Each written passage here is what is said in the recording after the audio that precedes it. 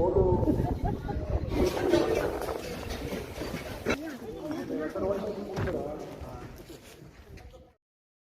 오늘 꽃 피는 3월이라고 하는데 꽃은 피지 않았지만은 음력으로 2월 보름이 우리 불자님들 무슨 날인지 아시는가요? 맞췄습니다. 이 열반제일을 우리 불자들이 그렇게 중요하게 생각하지 않는 경향이 있어요. 뭐 부처님 돌아가신 날이 슬픈 날인데 뭐 그렇게 즐겁겠느냐 하지만 그 열반이라는 그 큰 의미를 생각해 보면은 부처님이 태어난 날은 우리에게 어떤 탄생의 그 성인의 탄생을 축복하는 그런 의미가 있지만은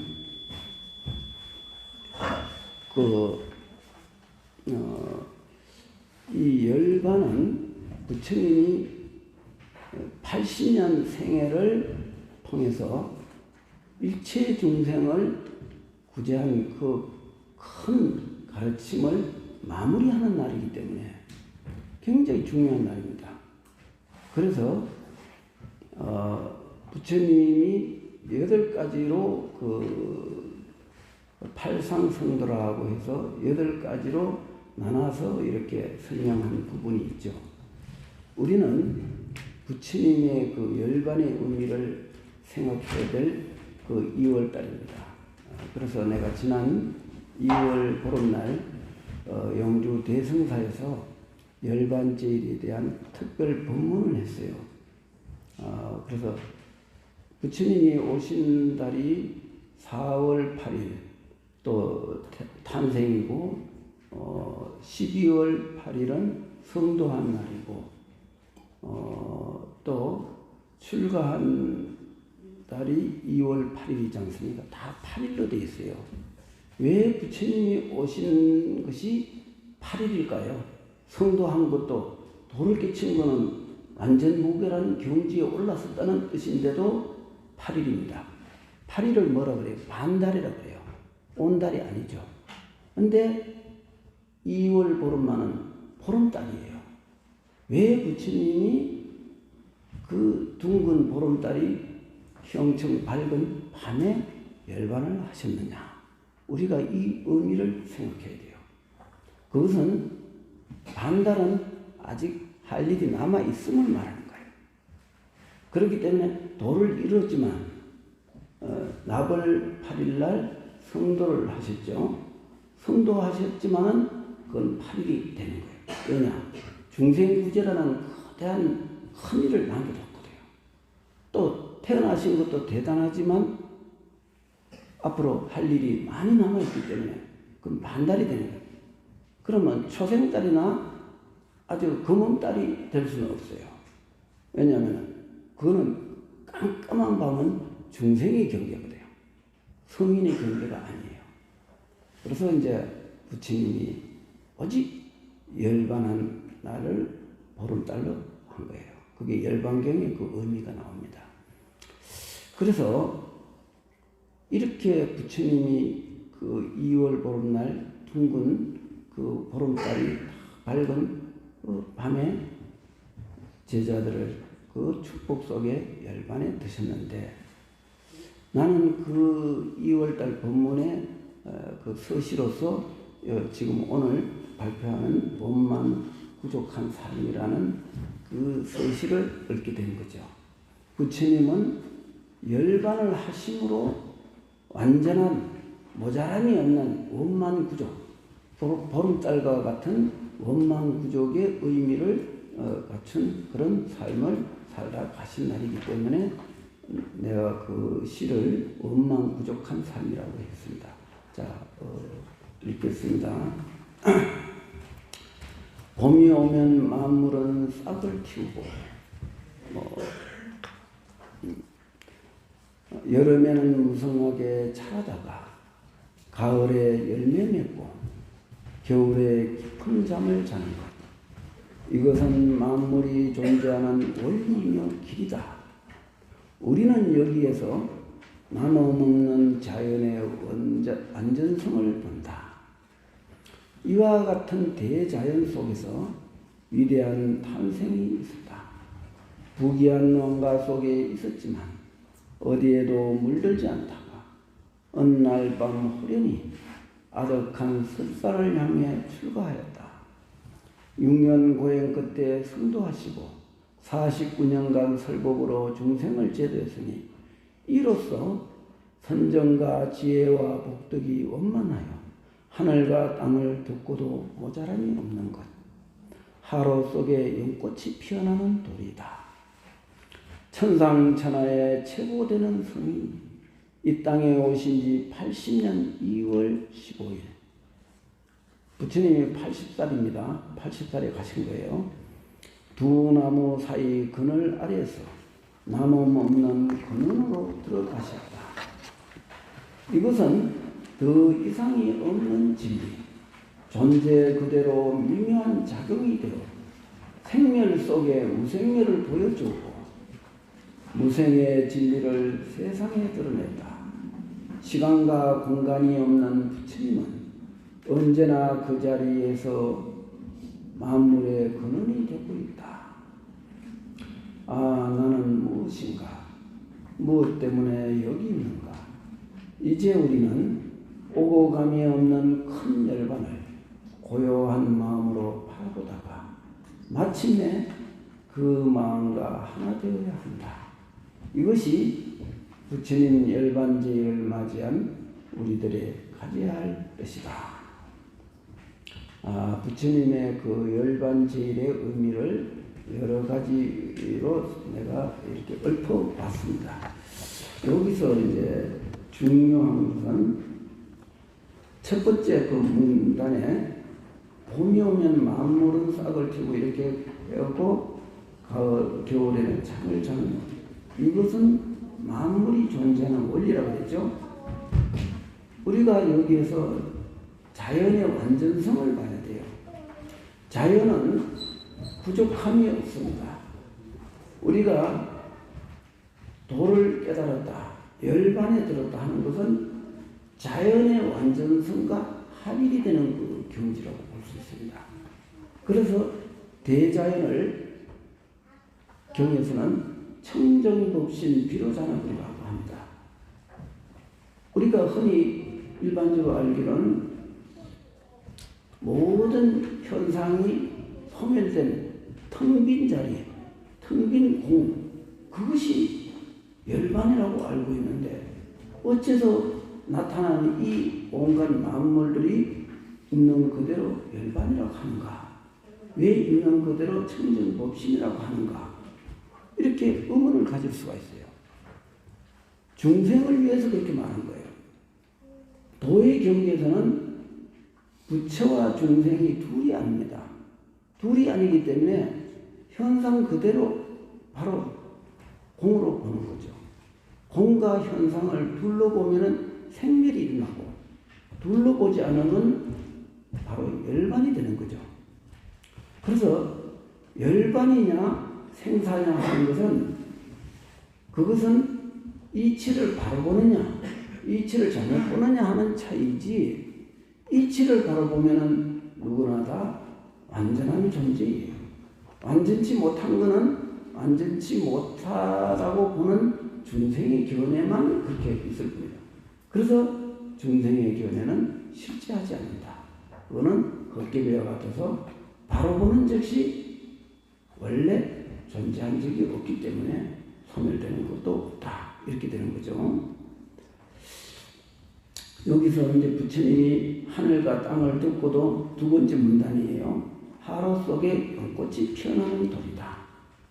하루는 뭡니까? 불을 담는 하루죠. 겨울철 시골에 옛날에 하루에다가 불을 담아서 그 방 안에 놔두지 않습니까? 그래서 거기서 뭐 여러 가지 구워 먹기도 하는데 그 하루 속에서 연꽃이 난다. 하루는 불이고 연꽃은 물이에요. 불 속에서 물을 만난다. 이건 어떻게 되는 겁니까? 바로 이것이 사사무예라는 거예요. 사사무예라는 것은 존재 그대로 진리라는 뜻이에요. 존재 그대로. 그렇기 때문에 이 존재 그대로 부처님이 일생을 사신 것은 바로 사사무예다. 이렇게 표현을 할 수 있는 거죠. 그런데 왜 이런 표현을 하느냐?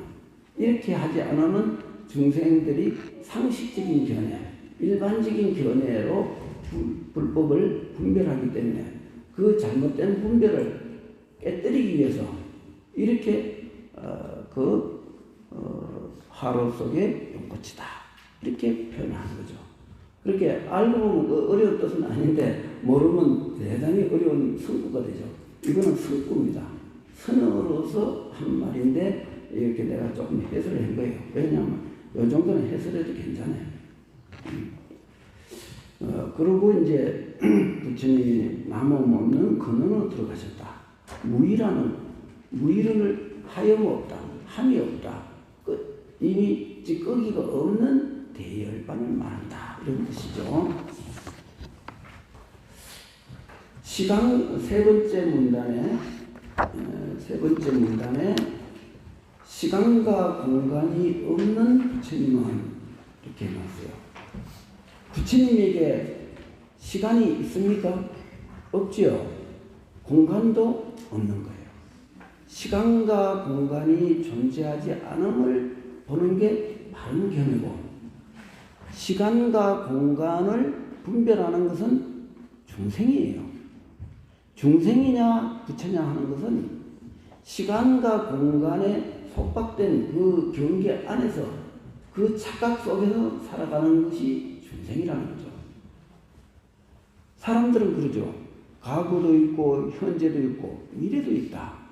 과거가 있기에 현재가 있고 현재가 있기에 미래가 있는데 어째서 시간이 존재하지 않는다 하느냐. 이렇게 말합니다. 그리고 시방 우주 법계가 그대로 존재하고 큰 물건과 작은 물이 따로 있고 큰 바다가 왜 한 방울 물속으로 들어가는 도리를 말하겠느냐. 큰 바다가 작은 물방울이 큰 바다 속으로 들어가는 건 상식적으로 우리가 이해가 되는데 태평양 같은 큰 바다가 한 방울 물속으로 들어갔어요. 그게 믿겠습니까? 그게 사사무예의 도리예요. 중생들은 크다 적다 또 시간이 과거다 미래다 하는 이 시간과 공간적 개념에서 벗어나지 못하기 때문에 견해가 바르지를 못해요. 보고 듣는 경계가 전부 생멸윤회하는 법일 뿐이라. 진리는 그런 차원을 완전히 벗어나 있어요.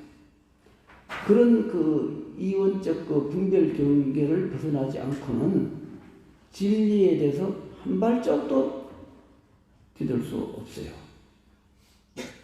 그러면 우리 불자들은 어떻게 해야 되겠어요? 바로 부처님의 이런 시간과 공간을 벗어난 그 위대한 그 경계가 사사무예고 이사무예라는 그 이치를 우리가 믿으면 돼요. 그걸 의심하면 문제가 생겨요.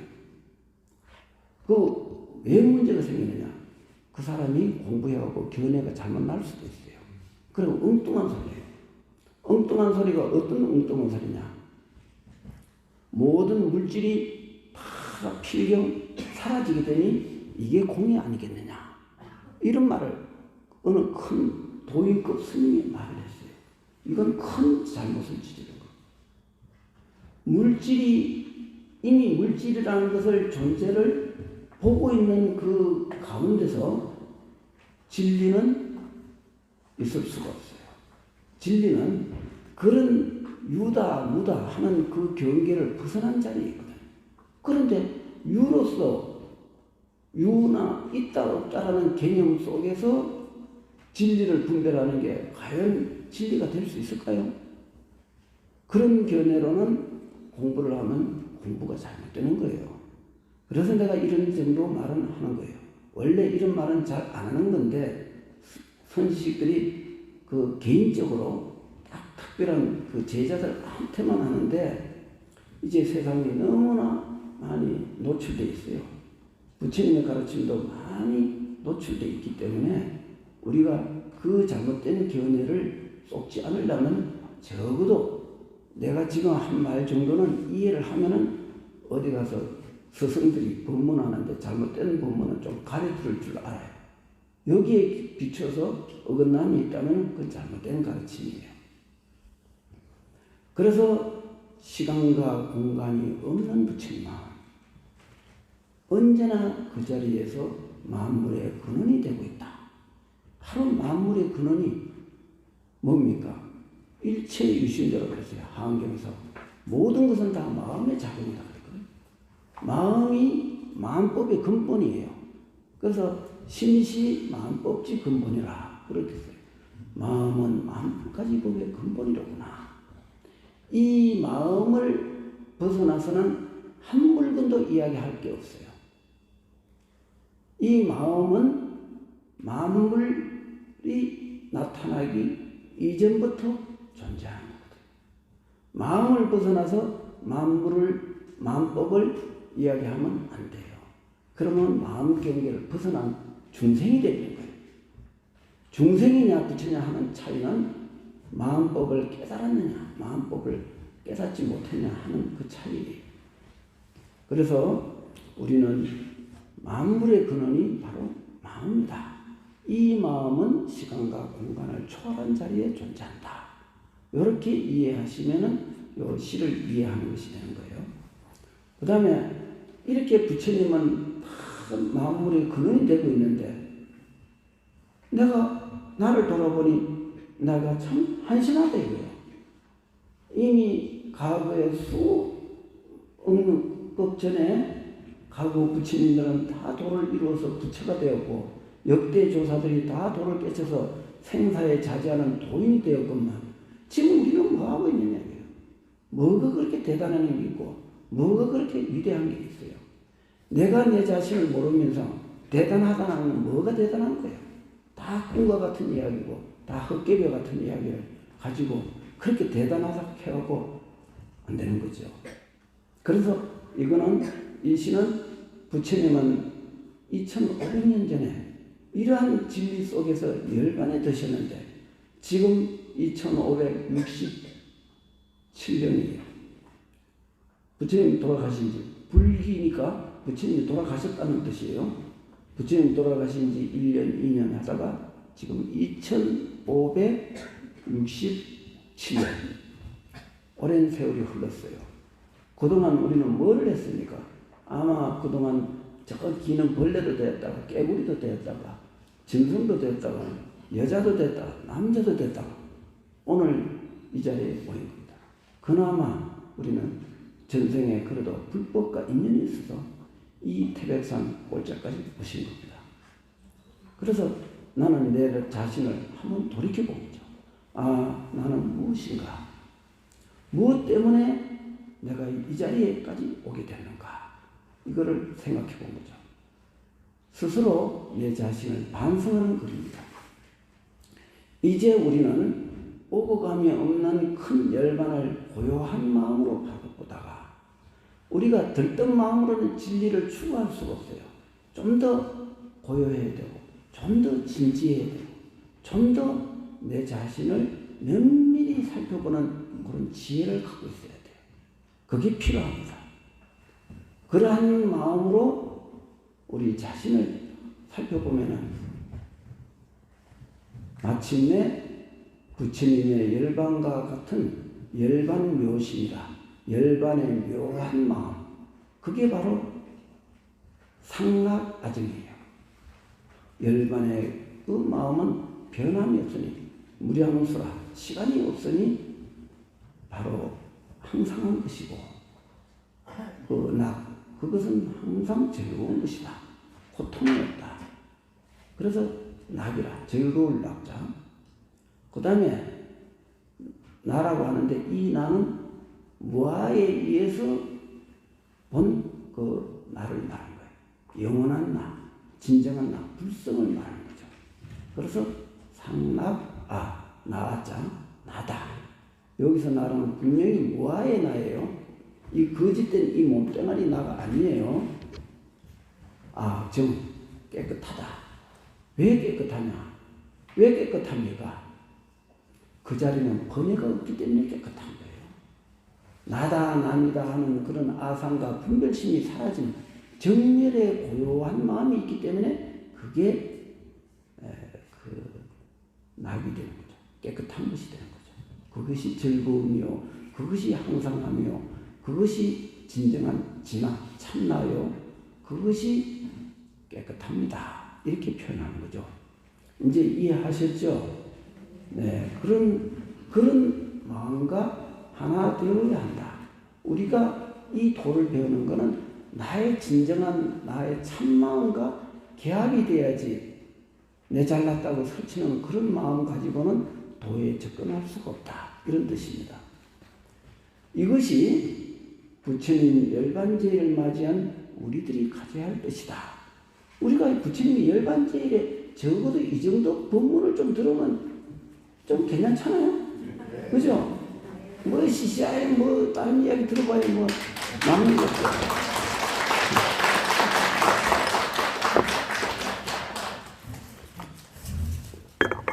이거 법문 이게 벌써 30분이 지나갔습니다. 이거 이제 시간 좀 아껴야 되겠네요. 자, 이제 두 번째 항목으로 이제 매달 내가 용불에 대해서 그 요점을 간단하게 하는데, 지금 지난달에도 정토 용불에 대한 첫 번째 질문이 있었고, 요번에 두 번째 질문을 이제 문답식으로 내가 풀어놓은 거예요. 봉글은 천태지자대사의 정토 11원을 참고했다. 이랬습니다. 천태지자대사의 그 정토에 대한 10가지 의문을 질문하고 답한 글을 보니까, 원문을 보니까 너무 복잡하고 좀 옛날 사람의 특유의 그 문학적이고 교리적인 그 질문과 답이 너무 번잡해서 그렇게 강의하기에는 요즘 사람들은 굉장히 속전속결을 좀 좋아하잖아요. 그죠? 빠르고 요즘 스마트폰이 엄청 빠르지 않습니까? 이제 그러니 이렇게 많이 늘어지게 하려면 그게 너무 지겨우니까, 그리고 또 요즘 사람들한테 좀 성향에 맞게 내가 조금 내 그 견해를 좀 집어넣고 해갖고 이걸 결국은 내가 참고한 것이지, 내가 그건 뭐 완전히 내 작품은 아닙니다. 질문: 모든 법은 공하여 본래부터 불생불멸이라 평등하거늘 여기를 버리고 저기에 태어나려고 하는 것은 이치에 어긋나는 것이 아닌가? 이제 이런 질문이 있을 수 있어요. 아니, 부처님 법을 배웠으면 뭔가 이 사바세계를 그대로 정토로 가꾸는 이런 그 원된 그 일을 할 줄 알아야지. 뭐 시시하게 여기가 좀 괴로우니까 나 저쪽 좀 그 고통이 없는 세계로 나 가고 싶다 라고 할 수도 있는데, 이거는 조금 어느 것은 싫어하고 어느 것은 좋아하고, 싫어하고 좋아함이 있으면 이건 뭔가 진리하고 좀 안 맞는 게 아니냐, 이제 이런 질문이 있을 수 있어요. 그래서 요거 질문에 대해서 내가 답하는 거예요. 부처님께서 정토법을 가르친 것은 중생이 오래도록 불생불멸한 절대성 근본 성품을 깨우치지 못함으로 인해 허상과 같고 꿈과 같은 윤회에서 벗어나지 못하고 있다. 이에 윤회하는 중생을 구제하고자 정토법을 설하신 것이다. 그대는 나에게 법은 본래 평등한데 여기를 버리고 저기로 가는 것이 옳지 않다라고 한 말은 본말이라는 것은 처음과 끝이에요. 본말을 혼동한 잘못된 견해다. 만일 그렇다면 본래 부처인데 무엇하러 수행하는가? 분명히 말하지만 정토 영불 수행법은 중생을 위한 가르침이지 부처를 위해 만든 법은 아니다. 유머경에 이르기를 정토 영불법은 부처님이 중생을 제도하기 위해 가르친 법이다. 마치 집을 지을 적에 땅에 의지하여 집을 짓는 것처럼 허공 중에 집을 지을 수 없는 것과 같은 이치라고 했다. 요게 어떤 뜻이냐면은 바로 이 자리에서 이 사바를 정토로 바꾸는 능력은 누가 할 수 있습니까? 그건 부처님만이 할 수 있어요. 부처님만이 할 수 있는 거를 번뇌망상이 가득 찬 사람이 이 사바세계에 집착된 마음으로 이 세계를 정토로 바꾸면 되지 굳이 극락세계를 갈 거면 있느냐 이렇게 하는 것은 그거는 대단히 자기 본분을 좀 망각한 거죠. 마치 어린아이가 내가 배울 게 뭐가 있느냐고 내가 바로 대학 교수 하면 안 되겠느냐고 어린아이가 아직 한글도 틀어 못한 아이가 내가 대학교 가서 강의 좀 하면 안 되겠습니까? 가능합니까? 뭘 알아야 강의를 하지. 말도 할 줄 모르는데 어떻게 강의를 해요? 그런 것처럼 분에 맞아야 된다는 거죠. 그러면 사바세계를 정토로 바꾸는 것은 오로지 학철대오로 하는 도인만이 할 수 있어요. 그것은 도인의 경계에는 더러운 것도 없고 깨끗한 것도 없어요. 괴로운 것도 없고 즐거운 것도 없고 좋은 것도 없고 나쁜 것도 없어요. 도인의 경계는 그렇습니다. 그러면 이 부처님 법이 깨친 도인을 위해서 만들었어요? 아니잖아요. 중생을 위해서 만드는 거예요. 그럼 중생한테 도움되는 가르침을 주는 것이 정토법이라는 거죠. 중생이 사바세계의 은혜를 계속 하다 보니까 한때 좋은 성근을 가지고 있던 사람이 어머니 뱃속에 10달 동안 있다 나오니까 딴 놈이 되어갖고 이상한 짓을 하고 있는 거예요. 그래서 부처님께서 사리불 존자한테 사리불이 먼저 부처님보다 부처님 열반을 차마 내가 지켜볼 수가 없으니 먼저 가겠다 하고 가버렸어요. 그런데 사리불 존자를 향해서 부처님이 그랬어요. 너같이 성건이 뛰어난 사람이 생사를 거듭하면은 애욕의 희망이 있게 되면은 도가 송두리째 날아간다 그랬어요. 이게 부처님이 하신 말씀이에요. 그만큼 생사의 윤회를 해갖고 본심을 지키기가 어려운 거예요. 요 근래뿐만 아니고 중국의 유명한 그런 선사들이 전생에 학철되어갖고 도를 깨쳤어요. 그런데 바로 죽어서 인간이 되어갖고 또 스님이 됐는데 그 깨달음을 바로 얻지를 못하고 무척 애를 먹었어요.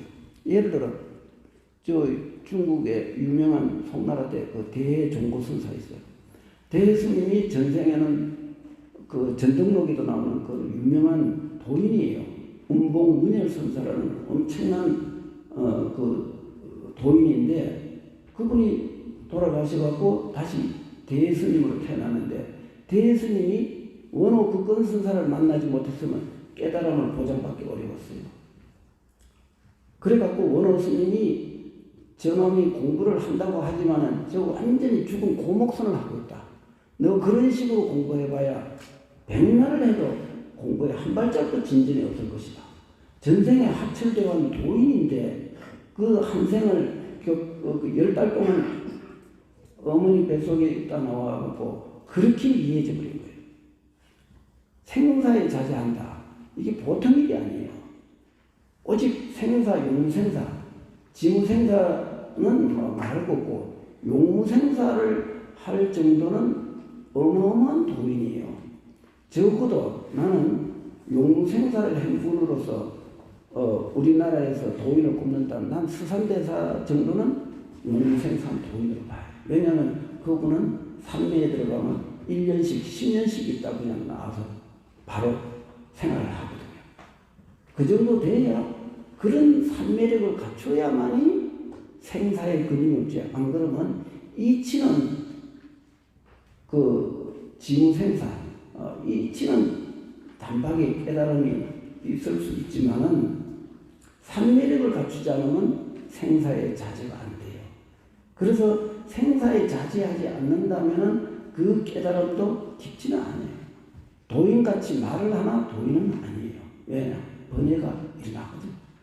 그러니 스스로 자신의 그런 길을 잘 살펴서 깨치지도 못했는데 깨쳤다고 아상을 지기면 그거 다음 생에 비참한 값을 받아요. 우리는 자기 본분을 알아야 돼요. 내가 스스로 수행이 어느 정도인지 그 자기 본분을 알아서 수행을 할 적에 그 결과는 좋은 결과가 되지만은 조금 공부해갖고 알았다고 해갖고 도인으로 타고 함부로 행동하다가 마구니 소굴로 떨어진 데가 수도 없이 많아요. 그래서 우리는 부처님의 가르침을 근본을 잘 이해하면은 바른 견해를 가질 수 있고 바른 견해를 가지고 우리가 공부를 하면 공부가 조금 빨라요. 말하자면 모르고 하는 공부와 알고 하는 공부는 차이가 있습니다. 내가 그 뜻을 가르치기 위해서 이렇게 강의하는 거죠. 그래서 우리는 정토연불이라는 것은 중생을 위해서 한 가르칩니다. 도인을 위해서 한 게 아니다. 그랬어요. 그 다음에 두 번째 질문. 법은 본래 유심정토 자성미타인데 밖으로 정토를 구하는 것은 마음 밖의 부처를 찾는 것과 같으니 이것은 잘못된 일이 아닌가. 이거 성객들이 쉽게 질문하는 부분이에요. 이 마음이 정토고 이 마음이 아미타불인데 무슨 이 마음을 떠나서 무슨 부처를 밖으로 찾고 있느냐. 이렇게 따지면서 마음 밖에 정토를 구하고 마음 밖에 부처를 찾는 이게 잘못된 공부 아니냐. 이렇게 말합니다. 그런데 마음 밖에 부처를 찾지 마음 밖에 부처를 찾으라고 한 적은 없어요. 언제 부처님이 마음 밖에 부처를 찾으라고 그랬어요? 이 마음이 부처라는 말은 했어도 정토 삼부경 가운데 아미타 무량수경에 나와요. 시신시불이다. 이 마음이 곧 이 부처다. 시신시불. 그게 마주 스님이 말한 적심적불과 같은 뜻이에요. 마음이 곧 부처다 하니까 시신시불은 글자만 다르죠. 그러면 적심적불이 어디서 나오느냐? 시신시불에서 나왔어요. 마주 스님의 스승이 남학해양선사를 만나기 전에 그 신라 왕족 출신인 무상선사라는 분이 중국에서 도를 깨쳐갖고 큰 도인인데 무상선사가 천태지자대사에게 연불생법을 배웠어요. 그러니까 당연히 아미타 무량수경의 시신시불의 이치를 받겠죠. 그래서 무상선사가 늘 사람들한테 너의 이 마음이 곧 부처니라. 그 마음 부처를 일심으로 연불해서 하나가 되어라. 네가 아미타불 부를 적에 그 마음이 곧 부처이니 그 부처 외에 어떤 부처를 찾을 게 있겠느냐. 이렇게 가르쳤단 말이에요. 그럼 이게 선종이지 선과 정토가 둘이 아니에요. 선과 정토를 둘로 나누는 거는 그건 견해가 잘못돼서 그런 거예요. 그러면은 무상선사가 마주 스님한테 시신식으로 가르친 거예요. 그런데 선종은 뭡니까? 선종은 비신비불이에요. 마음도 아니고 부처도 아니에요. 이삭구 절백비란 말이 있어요. 육구, 묵구, 비유, 비무, 사구에다가 온갖 그거를 다 부정하고 부정하면 나중에 백비라고 해요. 100가지를 다 부정해요. 하나도 남는 게 없어요. 그러니 그거는 마음도 아니고 부처도 아니다. 그게 선종이에요. 선종은 절대 부정이에요. 어느 것도 인정할 수 없어요. 절대 부정하면 어디에 나옵니까? 바로 절대 부정하면은 일체 미혹과 번뇌망상과 잡다한 견해가 붙을 자리가 없어요. 일체 견해가 다 사라지는 그 자리에서 절대 긍정이 되는 거예요. 바로 그게 그래서 비신비불을 통해서 적심적불로 옮겨가는데 그 무량수경에는 비신비불이 아니고 연불은 절대 긍정이라는 걸 아셔야 돼요. 바로 내가 아미타불 연불하면 그 순간 내가 아미타불이다. 우리는 한순간이라도 아미타불 노릇을 해야지 중생 노릇을 할 필요가 있느냐. 내가 아미타불 부르면 곧 내가 아미타불이 되는데 왜 부처 노릇을 1분이라도 단 10분이라도 내가 부처 노릇 하는 게 그렇게 가치가 있지 중생 노릇을 그렇게 즐길 필요가 뭐가 있겠느냐 이거죠. 그죠? 그러니 적심적불이죠. 바로 아미타불을 한 번 부를 적에 나는 그 순간 아미타 부처님이 되더니 얼마나 위대합니까? 그래서 적심적불이에요. 그런데 중생들이 자꾸 마음 밖에서 이치를 찾고 마음 밖에서 도를 찾고 부처를 찾으니 어떤 것도 네가 마음을 찾으면 그 찾는 마음이 바로 삿된 마음이니 그건 인정할 수 없다. 그리고 비심이야. 마음 인정 아니에요. 네가 부처를 논하지만 그 부처가 바로 삿된 길이니 너는 부처를 논하지 마라. 부처를 말하는 그 부처가 진정한 부처가 아니다. 이렇게 하는 거죠. 그러나 화두는 철저한 버림을 요구하는 거죠. 한 개도 남김없는 완전하게 버려서 텅 비었을 적에 마음속에 한 점 미혹도 남겨두지 않을 적에 이삭구 절백비하는 그 경지 속에서 온 우주 만법이 다 한 부처의 모습이라고 깨달음을 얻게 되는 거죠. 그것이 바로 적심적불이라. 청정법신 비로자나불은 미혹과 신성함과 미혹과 지혜로움을 다 떠난 자리인데 그 저는 떠난 자리를 청정이라고 하고 그 청정은 일체를 용납하지 않지만 그 깨달음의 경계에서는 일체를 다 수용할 수 있어요. 왜? 일체가 다 청정 아닌 게 없으니까. 일체가 다 법신 비로자나 아닌 게 없으니까. 우리는 이렇게 이해를 하면은 그 사람 견해가 잘못되지는 않아요. 바른 길로 갈 수가 있습니다. 청정법신 비로자나 의시 바로 유심정토요 자선이탈해요. 그런데 그 정토를 우리가 바르게 이해해야 돼요.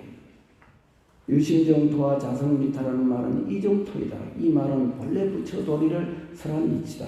이 말도 앞서 답변한 것과 같은 말인데 이정토란 깨달은 성인이 수용하는 경계이다. 부처님은 중생을 위해 사정토를 설했다.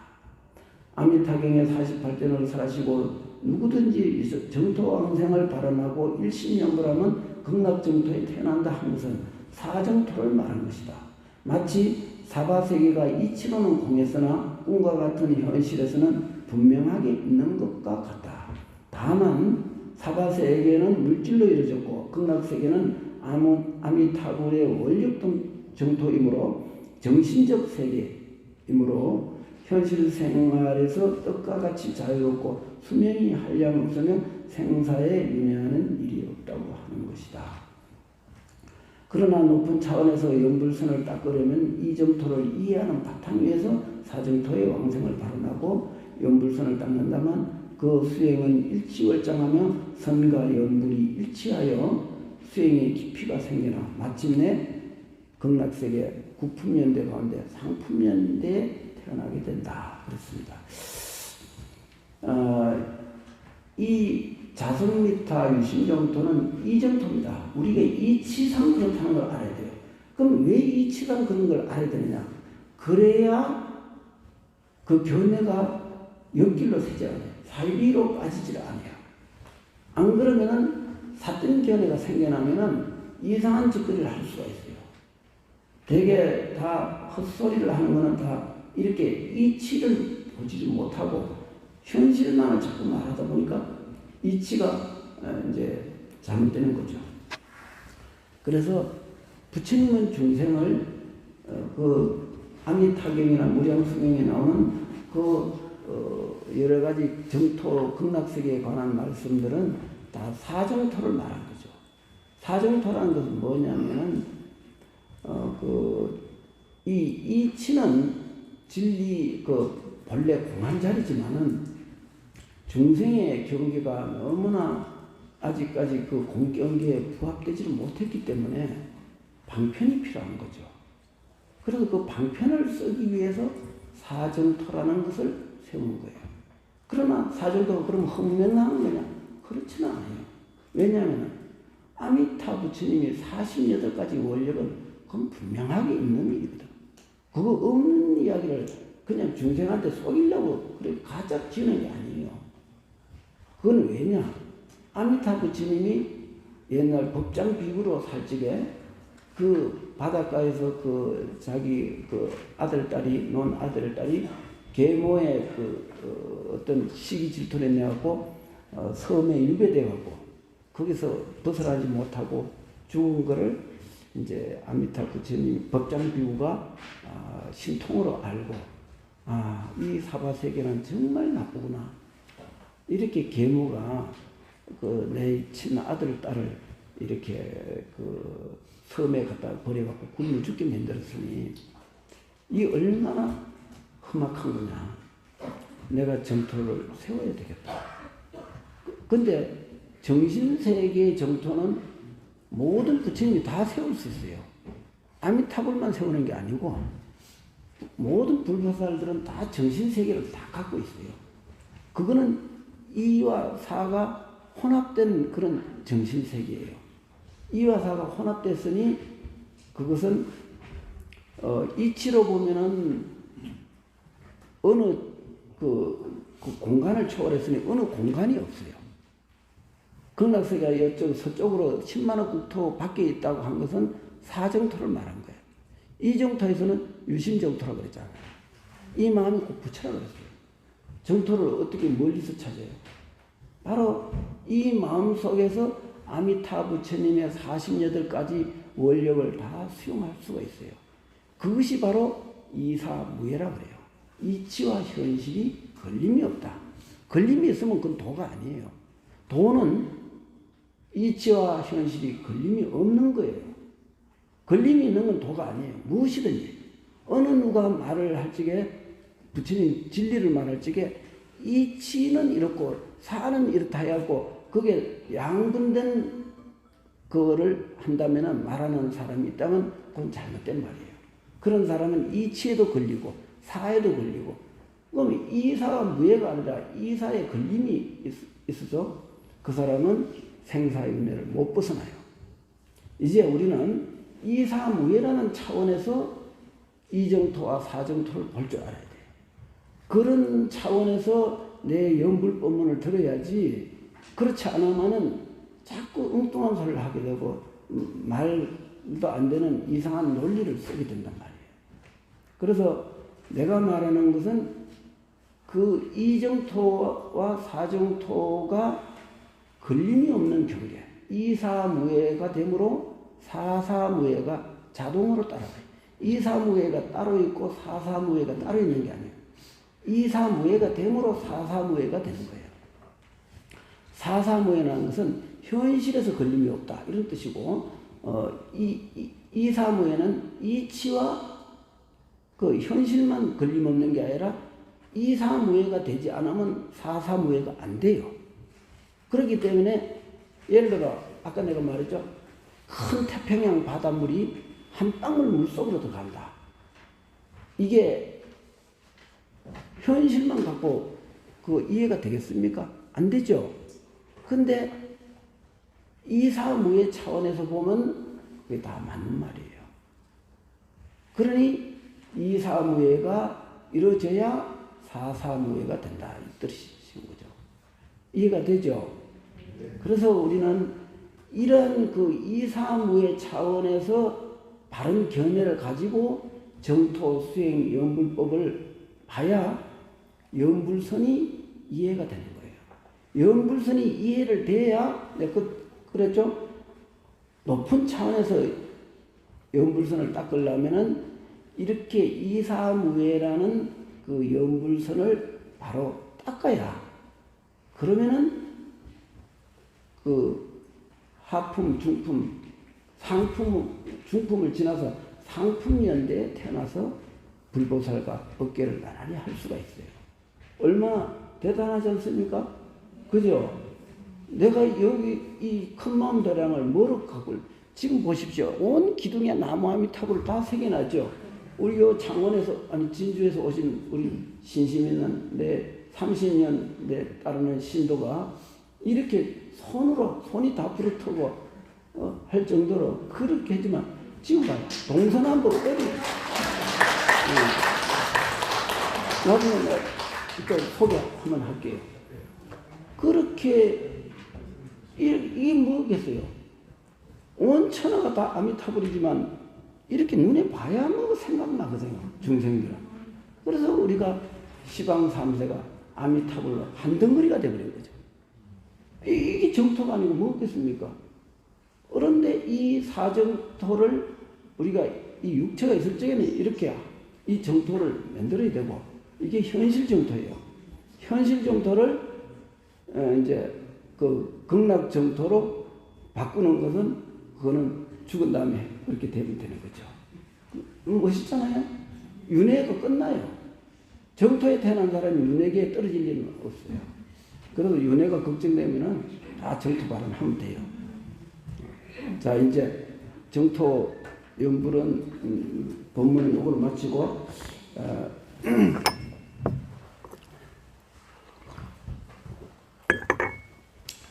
요번 지난달에는 그 신신명 강의를 했습니다.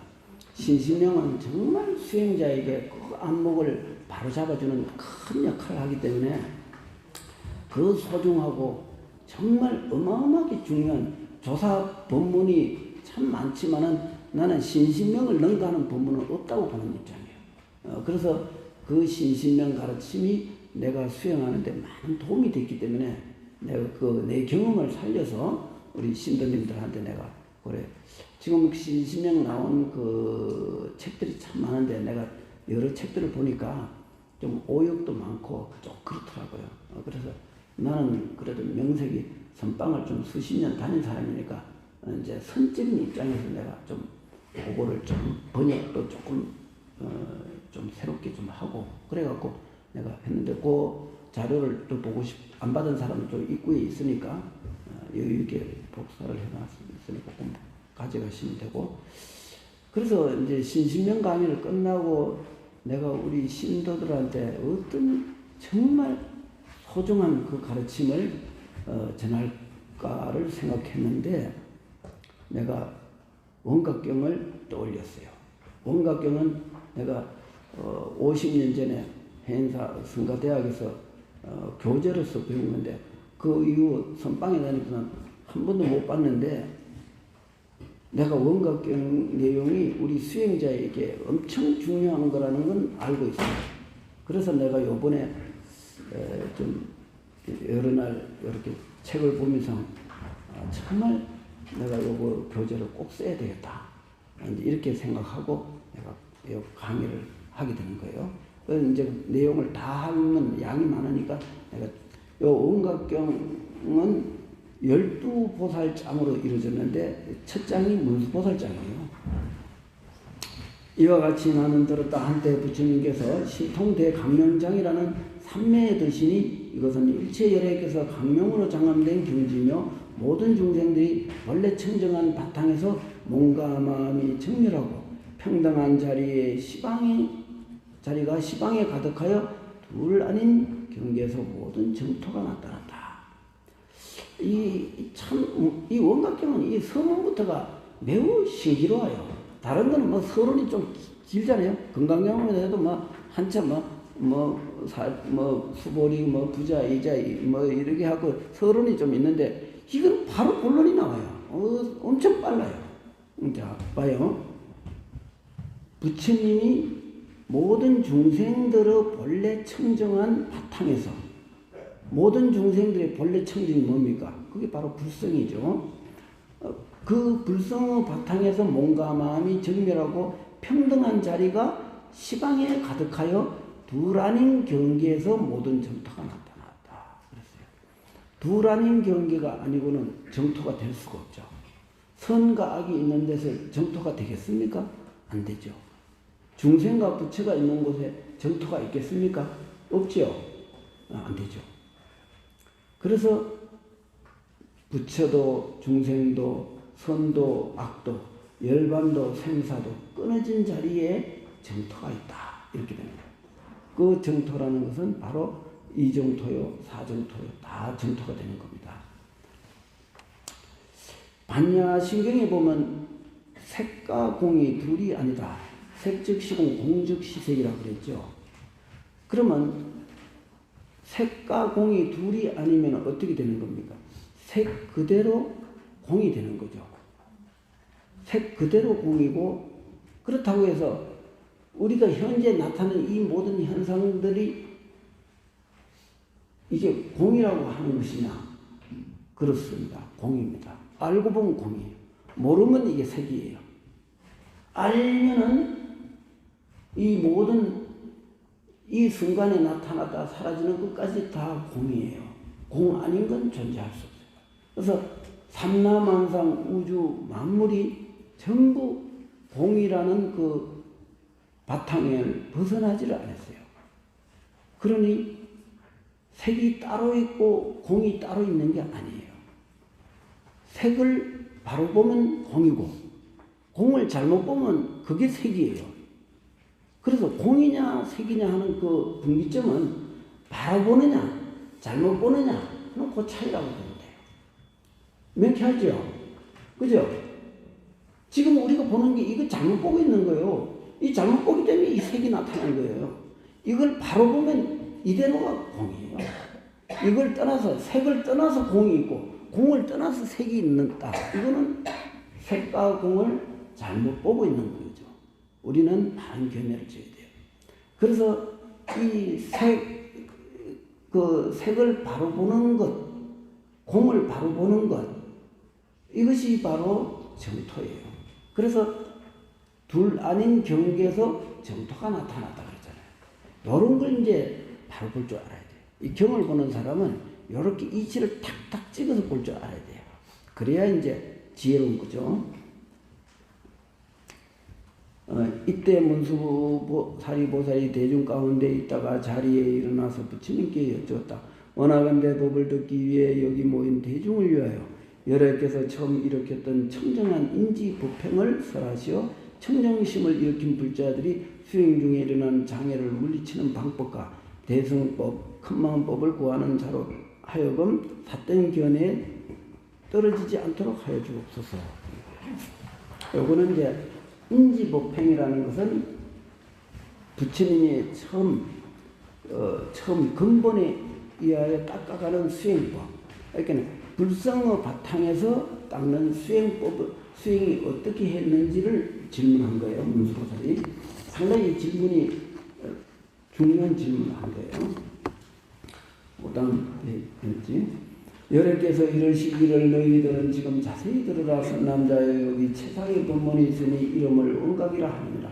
모든 청정한 진여와 보리열반이 이로부터 흘러나 바람일과 더불어 보살을 가르치느니라. 모든 여러께서 본래 인지에서 일어나 모두 청정한 깨달음의 상을 두루 비춤에 의지하여 무명을 영원히 끊고 불도를 이루었다 그랬어요. 이거는 바로 이제 보리열반 모든 청정한 진여와 보리열반이 이로부터 이제 일어났다. 어디서 일어났냐? 바로 원각이라는 원각은 둥글 원자에다 깨달을 갖자. 둥근 깨달음. 모자람이 없다. 마치 둥근 보름달이 원만 부족한 의미를 갖고 있듯이 그 깨달음이 모자람이 없는 부처님의 원만한 깨달음의 바탕에서 일체 무명이 끊어졌다. 그 무명이 끊어지니까 또 원만한 깨달음이 되겠죠. 그러면 무명이란 무엇인가? 모든 중생은 무엇이래로 가지가지 전도되어 미혹한 사람이 동서남북 사방을 혼동하는 것과 같나니 지수화풍 사대를 자신의 모습으로 망령되이 인정하고 육진으로 인해 형성된 그림자를 자기의 마음이라 여기느니라. 비유하자면 저 눈병 걸린 자가 허공 중에 나타난 꽃을 보고 달이라 하는 것과 같다. 허공에 실제 꽃이 없지만 눈병 걸린 사람은 망령되이 집착하느니라. 이러한 집착으로 말미암아 허공을 잘못 알았을 뿐만 아니라 실제 꽃이 나온 곳까지도 착각한 것과 같다. 이처럼 중생들이 생사윤회 하는 것도 착각으로 생겨났기에 이것을 무명이라 하느니라. 이게 여러 가지 말이 있는데 여기서 허공 중에 우리가 눈을 막 심하게 막 비벼봐요. 그리고 눈을 어쩔 때면 허공이 번쩍번쩍 보이는 게 있어요. 아주 찬란한 빛이 보입니다. 근데 그게 실제 있는 건가요? 내가 병이 나갖고 허공을 잘못 본 거지 허공에는 원래 그런 번쩍거리는 게 없어요. 내 눈병이 났을지만 그렇게 착각하고 있는 거거든. 그러니 중생들이 이 착각으로 보는 것을 문명이라고 한다. 요 말 뜻은 그런 뜻이에요. 때문에 문명이라는 것도 사실 실체가 있는 것은 아니지만 꿈꾸는 사람, 여기서 위에서 뭐냐면은 또 요 하나 또 일이 있어요. 눈병 난 사람이 그 허공에 꽃이 있는 것만 보는 그 잘못이 있는 게 아니라 그 눈병이 허공에 있는 그 허공마저도 잘 모르고 있다는 뜻이 되는 거예요. 그러니 이제 여기 그런 뜻이에요. 그만 허공이 실제 꽃이 나오는 곳까지가 바로 허공을 말하는 거예요. 그 자리도 모르고 있다는 뜻이 되는 거예요. 때문에 문명이라는 것도 사실 실체가 있는 것은 아니지만 꿈꾸는 사람이 꿈속에서는 있는 듯 하나 깨고 나면 없는 것과 같다. 마치 허공에 많은 꽃이 사라지지만 사라진 곳이 따로 없듯이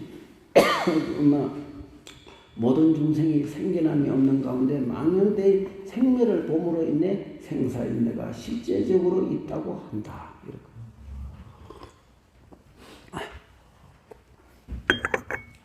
여기서 이건 뭐 특별히 강의할 필요는 없네요. 만일열의 인지께서 원각을 닦는 다음에 이 허공꽃을 아는 즉시 생사가 없고, 이거 중요한 거예요. 허공꽃을 아는 즉시 생사가 없다고 그랬어요. 요거는 뭐를 말하냐? 지무생사를 그래요.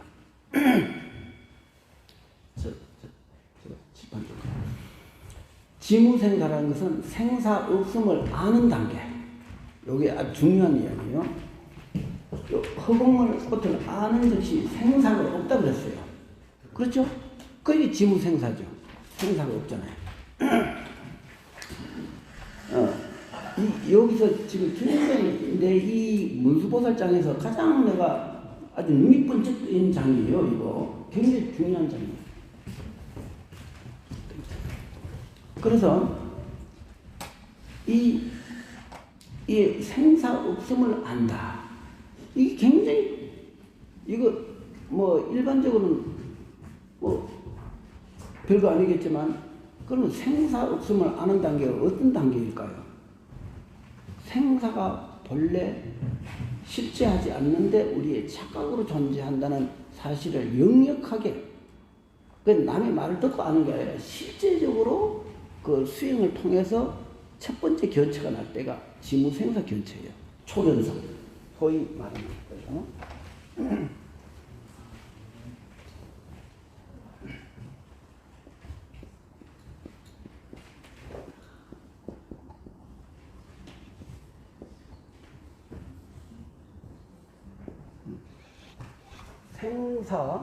생사 없음을 안다. 생사가 본래 존재하지 않는, 생사가 우리는 있다고 보잖아요. 나고 죽음이 있잖아요. 그런데 진리에서 보면 다 착각들 하고 있는 거예요. 꿈을 꾸고 있는 거예요. 실제적으로는 생사는 존재하지 않아요. 그렇기 때문에 색적 시공이라 모든 존재는 다 텅 빈 존재라. 불성으로서 존재하지, 불성으로 존재하지 않는 것은 세상에 없다. 이렇게 봐야죠. 그죠? 이게 중요한 거예요. 요거를 초견성이라고 그래요.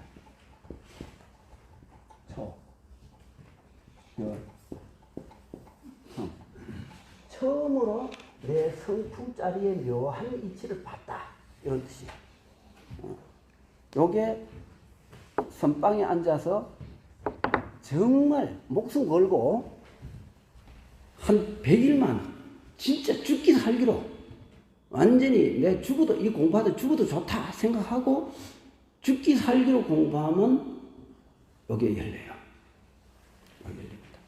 그런데 근기가 하열한 사람은 한 달 만이면 나가 떨어져요. 내가 40 몇 년 전에 여기 태백산에 토구를 짓고 선방에 다녀보니까 맨날 하판으로 들어가니까 맨날 자각이나 해야 되고 뭐 잔심부름 다 하다 보니까 내가 공부할 기회가 없어요. 내가 도 닦으러 왔지 내가 선방에서 대중들을 시봉하러 온 건 아니거든. 나 그래도 내가 19살에 선방에 뛰어들어갈 적에는 나는 넉넉 잡아 내가 10년, 30 안에는 내 인생 문제를 해결하겠다는 원대한 꿈을 갖고 들어갔는데 내가 그 선방에 앉아갖고 찻잔이나 씻고 뭐 다각이나 하고 앉아있을 째가 아니거든. 난 좀 상당히 좀 아주 그 좀 꿈이 좀 컸죠. 그래서 통도사 극락하면 첫째를 살 적에 내가 전부 다각을 그때 80명 대중이 사는데 10명을 다각을 뽑더라고요. 근데 나는 나이도 19살이고 이제 선방에 강원은 졸업했다 하지만 선방은 첫째니까 당연히 다각을 봐야죠. 온 대중이 다각을 뽑겠습니다. 지원자는 손 드십시오. 다 드는데 한 사람이 아직 자리가 없어갖고 전부 나를 집중해서 다 쳐다보는 딱 눈 감고 딱 하겠어. 요지부동이 안 나. 내가 여기서 이 정도는 내가 좀 얼굴에 철판을 깔고 살아야지. 딱 버티고 있었지. 끝까지 그 한 사람이 좀 부족한데 그 말색 끝에 앉은 사람이 좀 해야 되는 거 아니냐고. 누군가가 해야 되는 일이라면 해야 되는 거 아니냐고. 나 속으로 그랬죠. 나는 스님들하고 달라.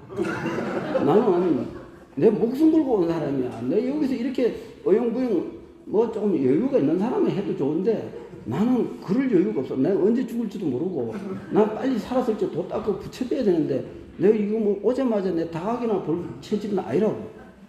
딱 끝까지 하니까 아무도 못 시키대. 와, 독하게 생겼거든. 그래갖고 내가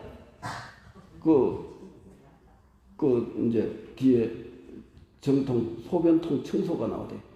그래서 나 변소 청소하겠다. 왜냐면 그거는 하루에 한 번만 청소 딱 하고 나면은 종일 신경 안 쓰고 하거든. 그게 제일 공부하는 데 도움 되는 거예요. 좀 지저분하긴 하지만 뭐 근데 불구부정이니까 뭐 별로 그런 거 신경 안 써. 그래갖고 변소 청소를 자원을 했더니 나이도 어린 사람이 변소 청소는 그거는 좀 제법 공부가 익은 사람이 하는 자리인데 그 더러움을 초월해야 되는데 그거 되겠느냐고. 괜찮습니다. 난 그게 내인데 맞을 것 같습니다. 그랬더니 그러면은 정통 변소 통식관 청소 2명, 소변관 청소 2명 나와야 되는데 내보고 그러면 소변관만 청소하라고 그러더라고요. 대변은 안 된다고 그러더라고요. 그거는 또 무거운 걸 좀 들어야 되는데 내가 보기 체력이 좀 약해 보여갖고 그래서 하기도 그래갖고 내가 그거로 이제 한 철을 그래갖고 막 진짜 열심히 했어요.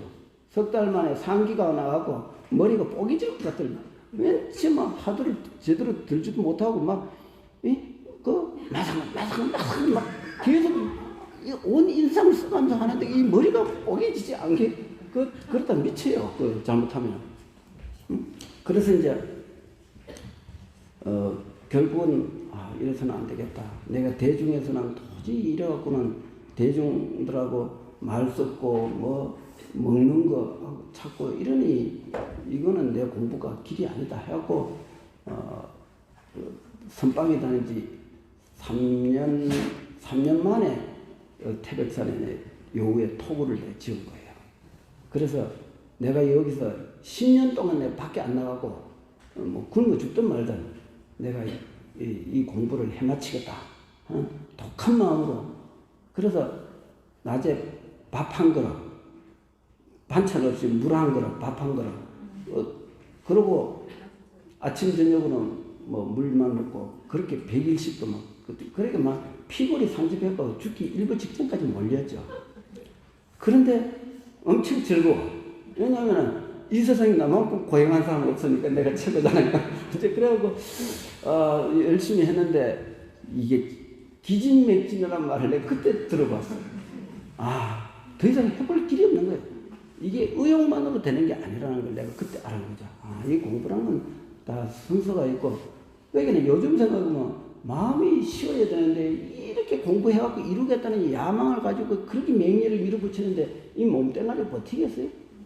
그러니까 그렇게 해갖고 버티지 못하고 3년 만에 이 토굴에서 첫 번째 이제 뭐 폐잔병처럼 그냥 별로 성공도 없이 그냥 쓸쓸하게 물러나갖고 또 뭐 딴 데로 막 가고 뭐 그러다가 이제 여기서 나와갖고 이제 덕유산 토굴로 갔죠. 덕유산 토굴에서 거기는 진짜 귀신이 밤에 막 나와갖고 문을 열어젖히고 막 난리를 치는데 그래갖고 미친 스님도 좀 한둘이 있어요. 그런데 그 사람이 막 도저히 막 귀신이 밤에 하도 설쳐서 못 견디겠다 그러냐. 그래? 그러면 거기야말로 내가 갈 만한 곳이구나. 그러면 내가 거기 가서 진짜 매일 아침에 새벽에 도랑석하고 그리고 귀신들을 위해서 내가 낮에 밥 한 그릇 먹을 적에 밥 떠갖고 영가들 배고픈 영가들 많이 먹으라고 염불해주고 그래서 그런지 귀신이 울지를 않더라고. 소리를 안 내. 그러더니 노장님이 수담이 문제가 생겼다고 수담 들어오라고 난리를 친 바람에 이제 내일 가려고 내가 보따리를 딱 싸놓고 있는데 밤 12시 돼서 귀신 소리 들었어요. 막 아련하게 우는데 소리가 우는 소리가 들리더라고. 그러면서 막 울더라고. 이제 떠나니까 이제 자기는 밥 못 얻어먹으니까. 근데 귀신들 그 구에서 못 벗어나거든.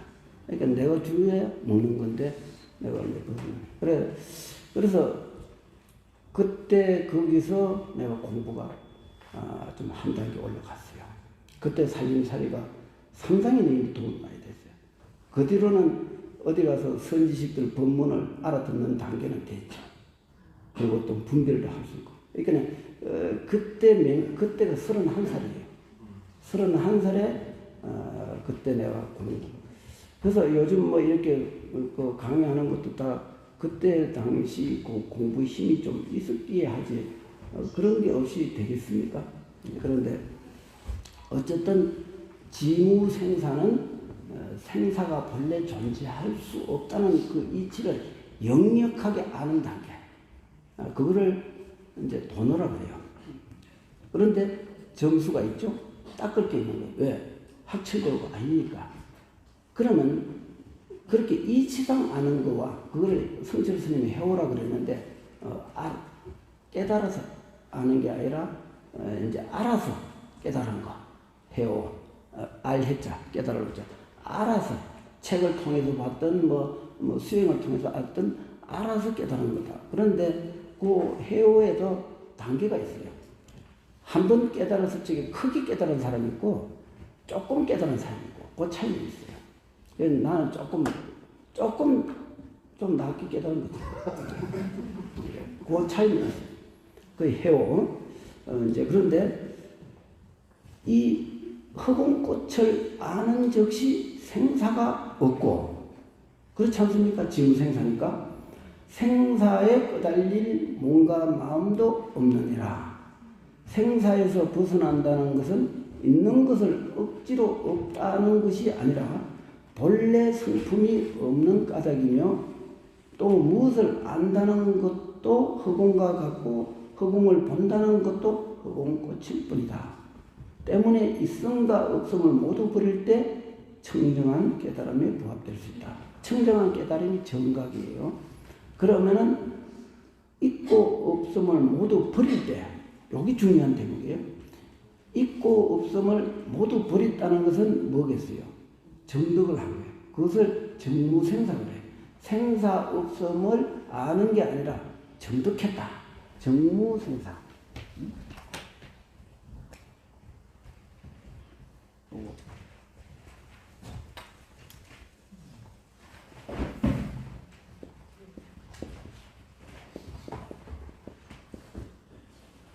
정무생사. 생사 없음을 정덕했다. 체달했다. 그게 우리가 이론적으로 알거나 또 지식적으로 아는 것은 지무생사예요. 지무생사는 힘이 없어요. 번뇌가 일어날 수도 있고 또 생사에 떨어질 수도 있고 또 죽었다가 다시 태어나면 다 까먹어버려요. 아는 거 하나도 없어요. 왜냐하면 그거는 비록 아리아식의 어느 정도 그런 깨달음의 경계가 좀 저장되긴 하지만 그것이 생사를 태어나면서 또 다 까먹어요. 그래서 그거는 오래 못 가요.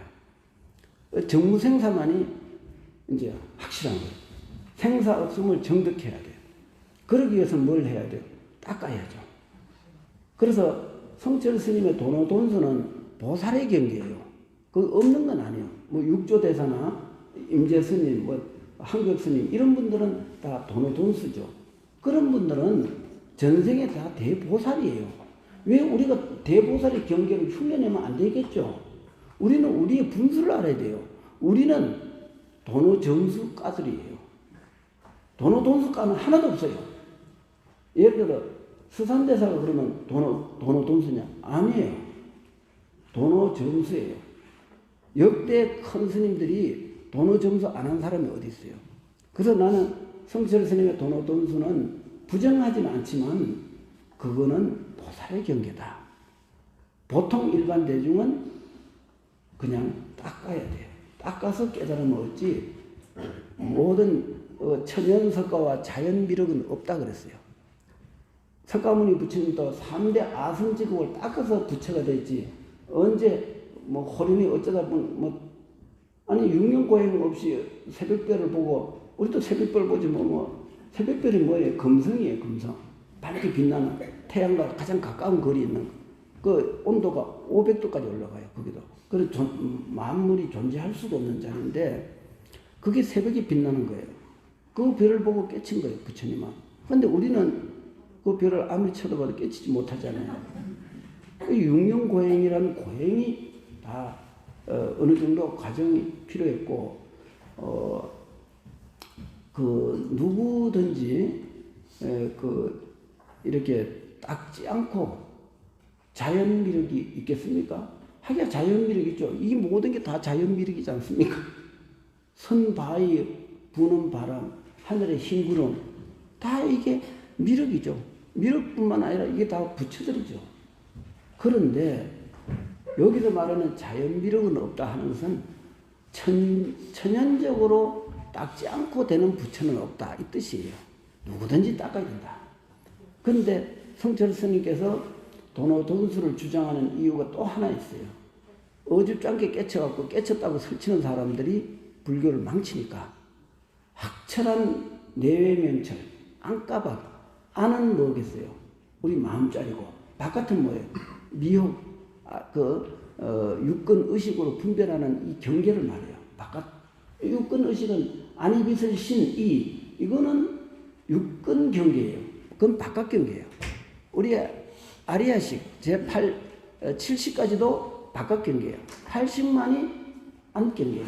80이 맑아지기 위해서는 어떻게 해야 돼요? 철저하게 우리가 마음이 맑아져야 돼요. 공부가 돼갖고 안에 그 미혹된 3세 6주의 미세망상이 다 소멸돼야 돼요.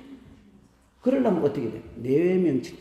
안까박이 명철했을 적에 그걸 깨달으면 그건 맞죠.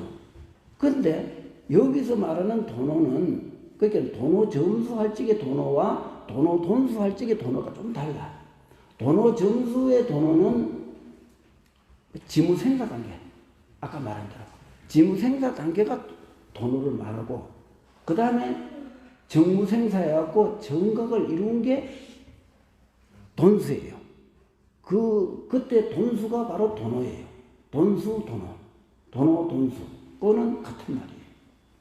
그런데 부처의 경계, 깨달음의 경계를 우리가 그 알아갖고 뭐하게 우리가 어느 세월에 도노, 돈수 되겠습니까? 그러니 지무생사, 도노, 점수의 그 우리 근기에 맞게 공부를 하는 것도 좋다. 보조국사가 도노 점수를 말한 걸 굳이 비난할 필요는 없는데 내가 그런 부분은 우리 손철 스님 내 할아버지잖아요. 그죠? 그런데도 아니 손자라도 할아버지가 좀 체질적으로 안 맞으면 또 달리 말할 수 있는 거니까 손철 스님 틀렸다는 게 아니고 그건 분명히 알아야 돼. 이거 딴소리 하면 안 돼.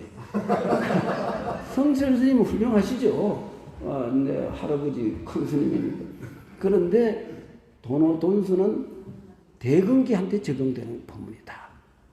그리고 또 하나 성철 스님의 그 주장하는 거에서 또 눈여겨봐야 할 부분은 깨치지도 못해도 나는 도노했다고 설치지 마라. 그거는 다 해오다. 그러니 거기에 쏙지 마라. 자기에게 속지 마라. 그렇게 가르쳤죠? 그 자기에게 속지 마라는 책도 나왔어요. 성철순책. 그러니 내가 깨쳤다고 착각하지 마라 이거죠. 우린 그 정도만 알면 됩니다. 왜냐하면 그것이 허공의 본래 성품이기 때문이며 항상 움직이지 않기 때문이며 열애장에서는 일어나고 소멸됨이 없기 때문이며 무엇을 안다거나 보는 바가 없기 때문이며 법계의 성품은 구경만 하고 시방에 편만하기 때문에 이것을 이름하여 인지법행이라 합니다. 보살은 이에 의지하여 대등보부와 청정심을 일으킨 것이며 말세중 생들도 여기에 의지하여 수행하면 닷된 견해에 빠지지 않는 것이다. 그랬거든요.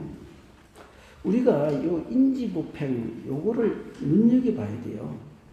바로 본래 청정한 그 바탕에서 그 성품의 그 길을 가는 것이다. 그 바탕의 성품에서 길을 가지 않으면 어떻게 돼요? 잘못된 길을 가는 거죠. 그죠? 그래서 우리는 인지법행, 바로 청정한 본래 성품의 바탕에서 우리는 부처님의 그 법행, 진리의 행을 닦으라. 이것이 문수보살이 부처님께 어떤 인지법행을 갖고 이렇게 우리가 살아야 삿된 견해에 빠지지 않습니까? 하니까 본래 청정한 성품 바탕에서 우리가 행동해라. 이런 거예요. 그러니까 우리가 길을 갈 적에 알고 가는 길과 모르고 가는 길에 차이점이 있죠? 그죠? 여기서 서울을 직통으로 가는 길이 있고, 울진이나 아니면 부산 쪽으로 한참 내려갔다가 또 다시 올라가면 얼마나 힘들어요. 그러다 끝내 죽기 전에 가지도 못할 수도 있고. 그래서 우리는 이러한 인지법행, 부처님의 그 수행의 그 근본 바탕, 이거를 바르게 이해하고 그 이해를 바탕으로 연부를 하든 참선을 하든 주력을 하든 무엇이든지 할 수 있다는 거죠. 이런 바른 지견은 우리가 그 길을 효과적으로 갈 수 있는 그 도움이 되기 때문에 우리가 반드시 부처님의 말씀을 통해서 우리가 주변에 삿된 마구니 말에 혼란하지 말고 바른 길을 가야 된다. 이런 뜻이 있겠습니다. 이제 잘 이해하셨죠?